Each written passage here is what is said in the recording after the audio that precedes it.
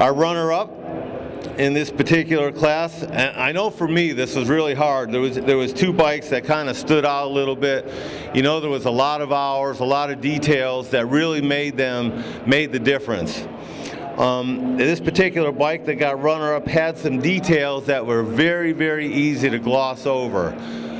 Some things that, well, let me get him up here and then I'll tell you, because he's going to know who it is. And that runner-up goes to number 33, and it's actually she, Margaret Nacasti.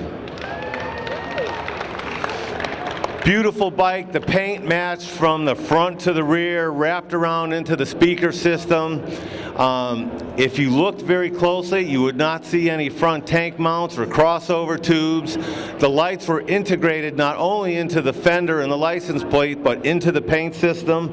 The level of the detail on this bike was above and beyond.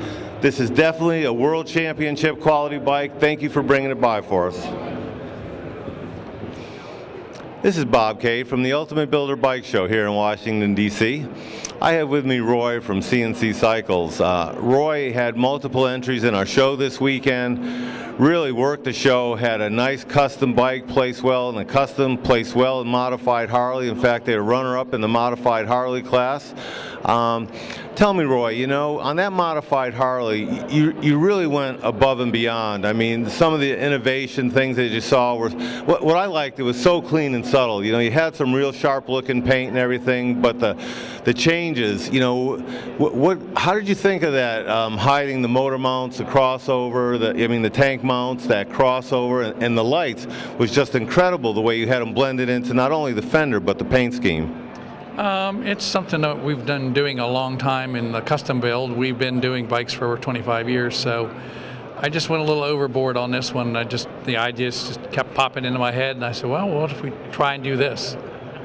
You know, something I really liked about your bike is, you know, one of the current trends right now is running 21 and 23-inch wheels, and it looks real exotic, but, you know, on mine back home, I run 18-inch wheels front and rear, and I noticed you had done the same.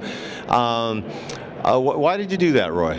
I didn't want to screw up the trail on the bike. I like a good handling bike, and the Harley handles good from the factory. So going with the 18s, what you're gaining in rim, you're losing in sidewall on the tire. So you're really not changing any characteristics at all. So it still handles just like stock. Well, it was excellent, I believe that. I mean, I run that same type of theory. Like I said, in fact, I have a 73 FL running 18s front and rear.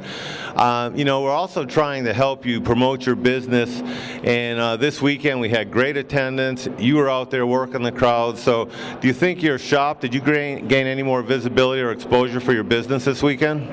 Oh, I think we gained quite a bit. I saw quite a few new people that I've never seen before. I did see some of my old-time customers, but I saw quite a few people, handed out a lot of business cards. So we're looking forward to next week and seeing the phone ring. All right, well, thank you, and hopefully we'll get to see you in Daytona or maybe some of our other shows. We really appreciate it, and we'd like to see you again next year in D.C. Thanks, Roy. Thank you.